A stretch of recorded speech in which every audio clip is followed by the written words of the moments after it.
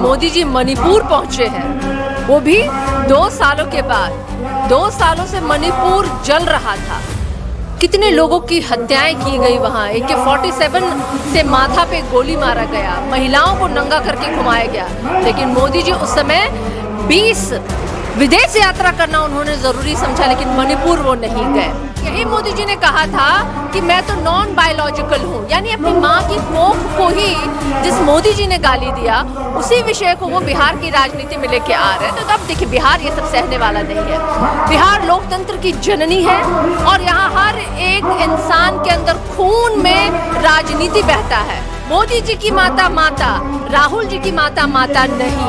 मोदी जी की माता माता, लेकिन तेजस्वी यादव जी की माता माता नहीं। नहीं नहीं नहीं नहीं चाहिए। अब हमें ये निरंकारी सरकार, इस पर बदलाव होगा और युवा के हाथ में जाएगा। और वो युवा जो माई बहनों के लिए सोच रहा है, बिहार वासियों के लिए सोच रहा है। इतने झूठे और मक्कार है कि उन्होंने पगड़ी बांधी माथे पे और कहा था कि जब तक नीतीश जी को सत्ता से नहीं उतारेंगे, पगड़ी नहीं हम खोलेंगे। लेकिन क्या हुआ? मतलब मरी हुई माता का कसम खाया और जाके बाद में उन्होंने क्या असर हुआ, उनको बाल भी मुड़वाना पड़ा। तो अभी भी मैं कहती हूँ कि कम से कम अपने शब्दों में, भाषा में सोच समझ के बोलिए। पता नहीं कल आपको क्या मुड़वाना पड़ जाए। ऐसा कोई गलती मत कीजिए। और किसको आप बच्चा कर रहे हैं? जो बच्चा है वो अच्छा है और वो सच्चा है। बहुत बहुत स्वागत है मैडम बिहार में। धन्यवाद आपका। चुनावी साल है मैडम, ऐसे में क्या कुछ रहेगा समीकरण, क्योंकि लगातार पूर्णिया पहुंच रहे हैं पीएम मोदी एयरपोर्ट का उद्घाटन के लिए। तेजस्वी यादव भी पहुंचे थे लेकिन जो सीमांचल की राजनीति में इस वक्त हलचल मची हुई है, उसको आप किस तरह से देख रहे हैं? देखिए, मोदी जी पूर्णिया पहुंच रहे हैं, उससे ज़्यादा महत्वपूर्ण है कि मोदी जी मणिपुर पहुंचे हैं, वो भी 2 सालों के बाद। 2 सालों से मणिपुर जल रहा था, कितने लोगों की हत्याएं की गई वहाँ। AK-47 से माथा पे गोली मारा गया, महिलाओं को नंगा करके घुमाया गया। लेकिन मोदी जी उस समय 20 विदेश यात्रा करना उन्होंने जरूरी समझा, लेकिन मणिपुर वो नहीं गए। बिहार में आ रहे हैं, क्यों नहीं आएंगे भाई? 2025 है, चुनावी साल है, महज 1 महीने रह गए हैं चुनाव को, तो मोदी जी फिर से आ रहे हैं बार बार जुमले छोड़ने। अब तो वो रोजगार पे बोल नहीं सकते, क्योंकि ये तो पुराना हो गया उनका। पिछली बार ही उन्होंने कहा था कि हम रोजगार देंगे।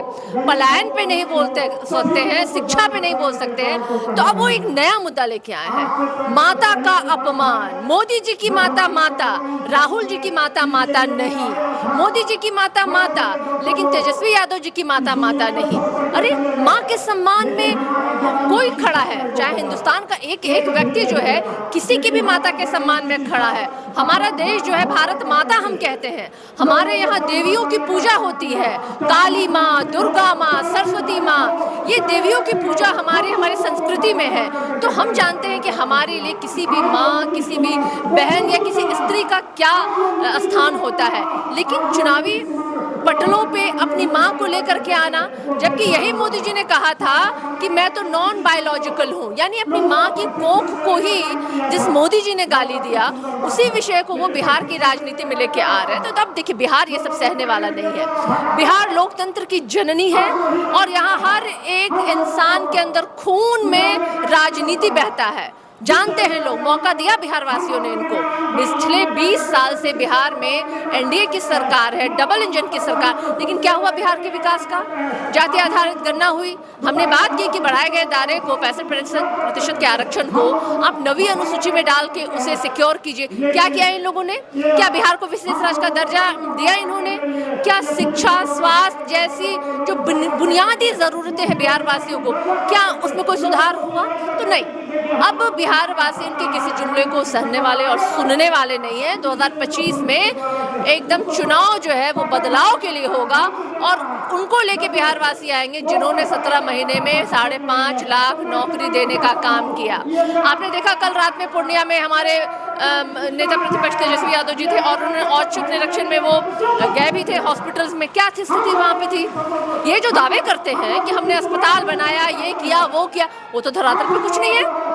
बिहार के पीएमसीएच में एक दलित बच्ची जिसका बलात्कार करके छुरियों से उस पर वार किया गया था, इलाज के अभाव में वो हॉस्पिटल्स के बाहर दम तोड़ दी। और अनगिनत ऐसे केसेस है, चाहे मोटर केसेस आप देख लीजिए, कुपोषण की बात देख लीजिए। तो बिहार हमारा है कहाँ? नीति आयोग की रिपोर्ट में तो बिहार सबसे नीचे खड़ा है। तो किस विकास की बात ये, किस विकास का दावा करते हैं ये? नहीं, बिहार वासियों ने कह दिया है नहीं नहीं नहीं, नहीं चाहिए अब हमें ये निरंकारी सरकार। इस बार बदलाव होगा और युवा के हाथ में जाएगा, और वो युवा जो माई बहनों के लिए सोच रहा है, बिहार वासियों के लिए सोच रहा है। और निश्चित रूप से 2025 का चुनाव बहुत महत्वपूर्ण होगा। अब बदलाव के लिए अपार समर्थन और जीत के साथ हम लोग सरकार बनाएंगे। सम्राट चौधरी तो कह रहे हैं कि अभी वो बच्चा है, अभी संभाल नहीं पाएंगे, और जिस तरह से उनके पिताजी का आपराधिक रिकॉर्ड रहा है, गुंडा, कई शब्दों का प्रयोग किया है। और फिर से देखिए कि बिहार की राजनीति में इस वक्त मां के अपमान को लेकर के लगातार जो है सड़क पे थे, ये चीजें चल रही है बिहार की राजनीति में। किस तरह से देख रहे हैं, क्या फिर से एक नई समीकरण? देखिए, सम्राट चौधरी जी का जो इतिहास रहा है, इनके पिताजी ने कहा था कि मोदी जी को तो जमीने में हम गाड़ देंगे। सम्राट चौधरी जी के पिताजी का बात है। और सम्राट चौधरी जी कितने झूठे और मक्कार हैं कि उन्होंने पगड़ी बांधी माथे पे और कहा था कि जब तक नीतीश जी को सत्ता से नहीं उतारेंगे, पगड़ी नहीं हम खोलेंगे। लेकिन क्या हुआ? मतलब मरी हुई माता का कसम खाया, और जाके बाद में उन्होंने क्या असर हुआ, उनको बाल भी मुड़वाना पड़ा। तो अभी भी मैं कहती हूँ कि कम से कम अपने शब्दों में, भाषा में सोच समझ के बोलिए। पता नहीं कल आपको क्या मुड़वाना पड़ जाए। ऐसा कोई गलती मत कीजिए। और किसको आप बच्चा कर रहे हैं? जो बच्चा है वो अच्छा है और वो सच्चा है, और वो बिहार वासियों के लिए काम कर रहा है। आप सोचिए कि आप क्या है। आपके ना तो किसी बात में दम है, और ना जो बोलते हैं उसको करने का आपका कोई जज्बा रखते हैं।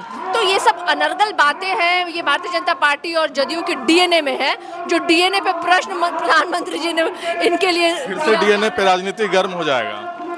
नहीं, ये तो होना चाहिए गर्म। जो लोग आज अनर्गल मुद्दों को लेके आ रहे हैं, तो उनको एक बार अपने गिरबान में झांकना चाहिए कि हमने बिहार वासियों के डीएनए पे प्रश्न किया था, और यही डीएनए बिहार वासी का जो है ना, आपको आपका औकात दिखाएगा। तो आपने सुना सारिका पासवान, इन्होंने कहा कि यही डीएनए जो है बिहार का, ये जो है भाजपा को उसकी औकात दिखाएगा। आपकी क्या राय है? आप इस वीडियो के कमेंट सेक्शन में जरूर लिखें।